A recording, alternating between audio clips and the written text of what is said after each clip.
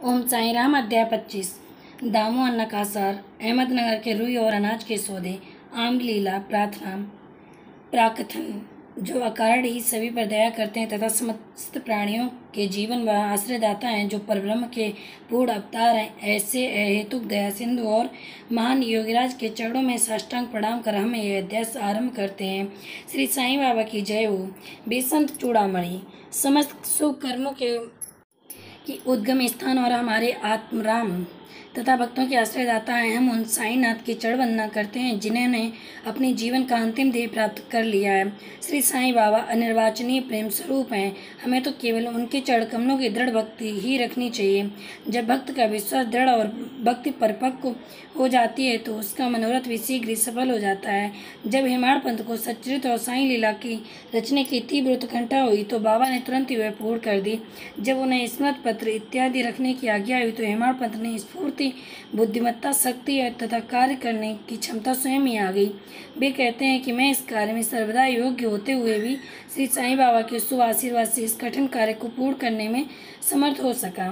फलस्वरूप यह ग्रंथ श्री साईं सच्चरित्र आप लोगों के उपलब्ध हो सका, जो एक निर्मल स्रोत या चंद्रकांता मणि के सदृश है, जिसमें से सदैव साईं लीला रूपी अमृत झरा करता है, ताकि पाठकगण जी भर के उसका पान कर सकें।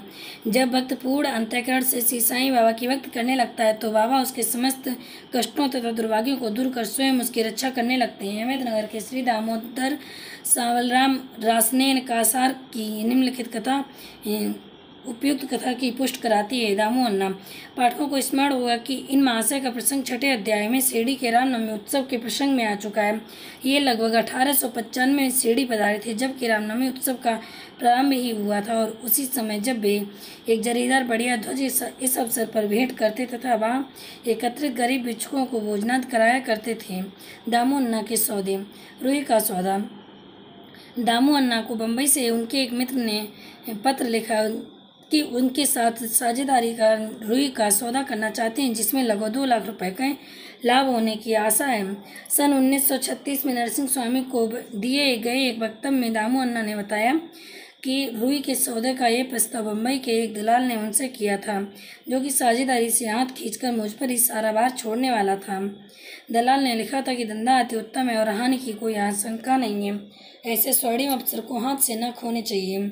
दामू अन्ना के मन में नाना प्रकार के संकल्प विकल्प उठ रहे थे, परंतु स्वयं कोई निर्णय करने का साहस वे न कर सके। उन्होंने इस विषय में कुछ विचार तो अवश्य किया, परंतु बाबा के भक्त होने के कारण पूर्ण विवरण सहित एक पत्र सामा को दूसरे दिन मिल गया, जिससे दोपहर में सामा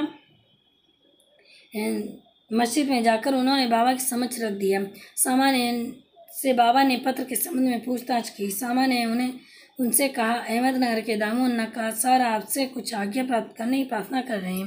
बाबा ने पूछा, वह इस पत्र में क्या लिख रहे हैं और उन्होंने क्या योजना बनाई है। मुझे तो ऐसा प्रतीत होता है कि वह आकाश छूना चाहते हैं।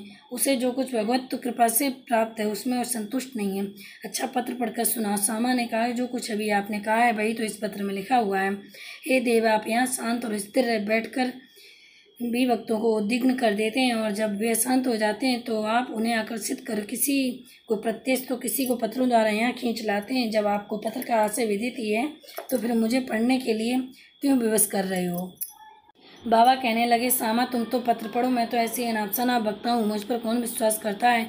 तब सामा ने पत्र पढ़ा और बाबा ने उसे ध्यानपूर्वक सुनकर चिंतित होकर कहने लगे, मुझे ऐसा प्रतीत होता है कि सेठ पागल हो गया है। उसे लिख दो कि उसके घर किसी वस्तु का अभाव नहीं है, इसलिए उसे आधी रोटी में संतोष कर लाखों के चक्कर में से दूर रहना चाहिए। सामा ने उत्तर लिखकर भेज दिया, जिसकी प्रतीक्षा उत्सुकता पूर्वक दामू अन्ना कर रहे थे। पत्र पढ़ते ही लाखों की लाभ होने की उनकी आशा पर पानी फिर गया। उन्हें उस समय ऐसा विचार आया कि बाबा से परामर्श कर उन्होंने भूल की है, परंतु सामा ने पत्र में संकेत कर दिया था कि देखने और सुनने में फर्क हुआ करता है, इसलिए श्रेयस्कर यही होगा कि स्वयं शिरडी आकर बाबा की आज्ञा प्राप्त करो। बाबा से स्वयं अनुमति लेना उचित समझकर वे शिरडी आए। बाबा के दर्शन कर शिरडी जाकर उन्होंने चरण सेवा की। परंतु बाबा के सम्मुख सौदे वाली बात कहने का साहस भी न कर सके। उन्होंने संकल्प किया कि यदि उन्होंने कृपा कर दी तो इस सौदे में से कुछ लाभांश भी उन्हें अर्पण कर दूंगा। यद्यपि ये विचार दामू अन्ना बड़ी गुप्त रीत से मन ही मन कर रहे थे, तो भी त्रिकालदर्शी बाबा को से क्या छिपा रह सकता है। बालक तो मिष्ठान मांगता है, परंतु उसकी माँ उसे कड़वी औषधि देती है, क्योंकि मिठाइयाँ स्वास्थ्य के लिए हानिकारक होती हैं और इस कारण वह बालक के कल्याणार्थ उसे समझा बुझाकर कड़वी औषधि पिला दिया करती है। बाबा एक दयालु माँ के समान थे। वे अपने भक्तों का वर्तमान भविष्य जानते थे, इसलिए उन्होंने दामू अन्ना की मन की बात जानकर कहा, बापू, मैं अपने को इस सांसारिक झंझटों में नहीं फंसाना चाहता। बाबा की स्वीकृत जानकर दामू अन्ना ने यह विचार त्याग दिया, अनाज का सौदा। तब उन्होंने अनाज, गेहूँ, चावल आदि अन्य वस्तुओं का धंधा आरंभ करने का विचार किया। बाबा ने इस विचार को भी समझकर उनसे कहा कि तुम रुपए का 5 सेर खरीदोगे, 7 सेर बेचोगे, इसलिए उन्हें इस धंधे का भी विचार त्यागना पड़ा। कुछ समय तक तो उन्होंने अनाजों का भाव चढ़ता ही गया और ऐसा प्रतीत होने लगा कि बाबा की भविष्यवाणी संभवतः है कि बाबा की भविष्यवाणी सत्य निकले। परंतु 2-1 मास के पश्चात ही सब स्थानों पर पर्याप्त वृष्टि हुई, जिसके फलस्वरूप भाव अचानक ही गिर गए और जिन लोगों ने अनाज संग्रह कर लिया था उन्हें यथेष्ट हानि उठानी पड़ी। पर दामू अन्ना इस विपत्ति से बच गए। यह कहना व्यर्थ न होगा कि रुई का सौदा जो उस दलाल ने अन्य व्यापारियों की साझेदारी में किया था, उसमें भी उसे अधिक हानि हुई। बाबा ने उन्हें बड़ी विपत्तियों से बचा लिया। यह जानकर दामू अन्ना का साईं चरणों में विश्वास दृढ़ हो गया और वे जीवन पर्यंत बाबा के सच्चे भक्त बने रहे। आम्र लीला।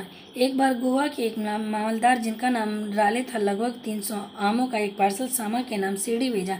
पार्सल खोलने पर प्राय सभी आम अच्छे निकले। भक्तों में इनको वितरण का कार्य सामा को सौंपा गया। उनमें से बाबा ने 4 आम दामू अन्ना के लिए पृथक कर निकाल लिए।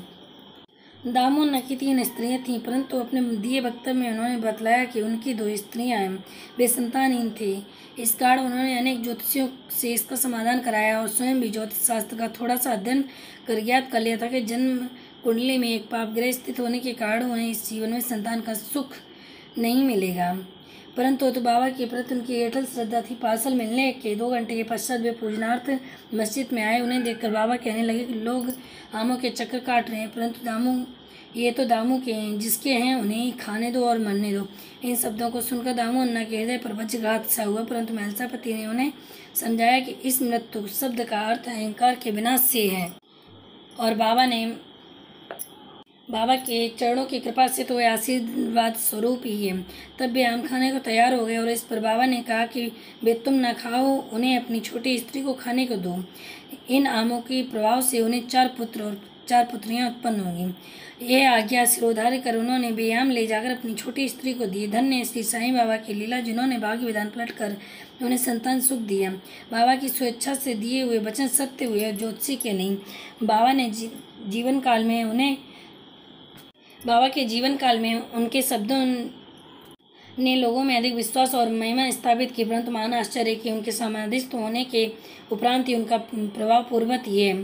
बाबा ने कहा कि मुझ पर पूर्ण विश्वास रखो। यद्यपि मैं देह भी त्याग कर दूंगा, परंतु फिर भी मेरी अस्थियां आशा और विश्वास का संचार करती रहेंगी। केवल मैं ही नहीं, मेरी समाधि भी वार्तालाप करेगी, चलेगी फिरेगी और उन्हें आशा के संदेश पहुंचाती रहेगी, जो अनन्य भाव से मेरी शरणागत होंगे। निराश न होना, मैं तो तुमसे विदा हो जाऊंगा। तुम सदैव मेरी अस्थियों को भक्तों के कल्याणार्थ ही चिंतित पाओगे। यदि मेरा निरंतर स्मरण और मुझ पर दृढ़ विश्वास रखोगे तो तुम्हें अधिक लाभ होगा। प्रार्थना। एक प्रार्थना कर हेमाडपंत यह अध्याय समाप्त करते हैं। हे साईं सद्गुरु, हमारी आपसे प्रार्थना है कि आपके अभय चरणों की हमें कभी विस्मृत ना हो। आपके श्री चरण कभी भी हमारी दृष्टि से ओझल ना हो। हम इस जन्म मृत्यु के चक्र से, इस सांसारिक झंझटों से इस संसार में अधिक दुखी हैं। अब दया कर इस चक्र से हमारा शीघ्र उद्धार कर दो। हमारी इंद्रियां जो विषय पदार्थों की ओर आकर्षित हो रही हैं, उनकी बाह्य प्रवृत्ति से रक्षा कर उन्हें अंतर्मुखी बनाकर हमें आत्मदर्शन का योग्य बना दो। जब तक हमारा इंद्रियों की बहिर्मुखी प्रवृत्तियां और चंचल मन पर अंकुश नहीं होगा, तब तक आत्म साक्षात्कार की हमें कोई आशा नहीं है। हमारे पुत्र और मित्र कोई भी अंत में हमारे काम ना आएंगे। हे साईं, हमारे तो एकमात्र तुम ही हो जो हमें मोक्ष और आनंद का प्रदान करोगे। हे प्रभु, हमारे तर्क वितर्क और अन्य कुप्रवृत्तियों को नष्ट कर दो। हमारी जिह्वा सदैव तुम्हारा नाम स्मरण स्वाद लेती रही। हे साईं, हमारे अच्छे बुरे सब प्रकार के विचारों को नष्ट कर दो। हे प्रभु, कुछ ऐसा कर दो कि जिससे हमें अपने शरीर और ग्रह में आसक्त ना रहे, हमारा अहंकार सर्वथा निर्मूल हो जाए और हमें एकमात्र तुम्हारा ही नाम की स्मृत बनी रहे तथा शेष सबका विस्मरण हो जाए। हमारे मन की अशांत को दूर करो, उसे स्थिर और शांत करो। हे साईं, यदि तुम हमारे अपने हाथ में लो लोगे तो अज्ञान रूपी रात्रि का आवरण शीघ्र ही दूर हो जाएगा और हम तुम्हारे ज्ञान प्रकाश में सुखपूर्वक विचरण करने लगेंगे। जो तुम्हारी लीलामृत पान करने का सौभाग्य हमें प्राप्त हुआ है तथा जिसने हमें अखंड निद्रा से जागृत कर दिया, यह तुम्हारी कृपा और हमारे गत जन्मों के शुभ कर्मों का ही फल है। विशेष इस संबंध में श्री दामू अन्ना के उपयुक्त कथन की उद्धत किया जाता है, जो ध्यान देने योग्य। एक समय जब वे अन्य लोगों के सहित बाबा के श्री चरणों के समीप बैठे थे तो मेरे मन में दो प्रश्न उठे। उन्होंने उनका उत्तर इस प्रकार दिया, जो जन समुदाय से साईं बाबा के दर्शनार्थ शिरडी आते हैं, क्या उन सभी को लाभ पहुंचता है? इसका उन्होंने उत्तर दिया, बौर लगे आम वृक्ष की ओर देखो, यदि सभी बौर फल बन जाएं तो आमों की गणना भी नहीं कर सकोगे, परंतु क्या ऐसा होता है? बहुत से बौर झरकर गिर जाते हैं, कुछ फले और बड़े भी हुए तो आंधी के झकोर से गिर जाते हैं और उनमें से कुछ ही शेष रह जाते हैं। दूसरा प्रश्न मेरे स्वयं के विषय में था, यदि बाबा ने निर्वाण ले लिया तो मैं बिल्कुल ही निराश्रित हो जाऊंगा, तब मेरा क्या होगा? इसका उत्तर बाबा ने दिया, जब और जहाँ भी तुम मेरा स्मरण करोगे मैं तुम्हारे साथ ही रहूँगा। इन वचनों को उन्होंने सन 1918 के पूर्व भी निभाया और 1918 के पश्चात भी आज भी निभा रहे हैं। वे अभी भी मेरे साथ ही रहकर मेरा पथ प्रदर्शन कर रहे हैं। यह घटना लगभग 1910 और 11 की है। उसी समय मेरे भाई मुझसे पृथक हुआ और मेरी बहन की मृत्यु हो गई। मेरे घर में चोरी हुई और पुलिस जांच पड़ताल कर रही थी। इन्हीं सब घटनाओं ने मुझे पागल बना दिया था। मेरी बहन का स्वर्गवास होने के कारण मुझे मेरे दुख का पारावार न रहा और जब मैं बाबा की शरण गया तो उन्होंने अपने मधुर उपदेशों से मुझे सांत्वना देकर अप्पा कुलकर्णी के घर पूरन पोले खिलाई तथा मेरे मस्तक पर चंदन लगाया। जब मेरे घर चोरी हुई और मेरे एक 30 वर्षीय मित्र ने मेरी स्त्री के गहनों का संदूक जिसमें मंगलसूत्र और नथ आदि थे चुरा लिए, तब मैंने बाबा के चित्र के समक्ष रुदन किया और उसके दूसरे दिन ही हुए व्यक्ति स्वयं गहनों का संदूक मुझे लौटाकर क्षमा प्रार्थना करने लगा। श्री सद्गुरु सानाथ अर्पण मस्त। सोम भवत। ओम साईं राम। बोली साईं बाबा की जय।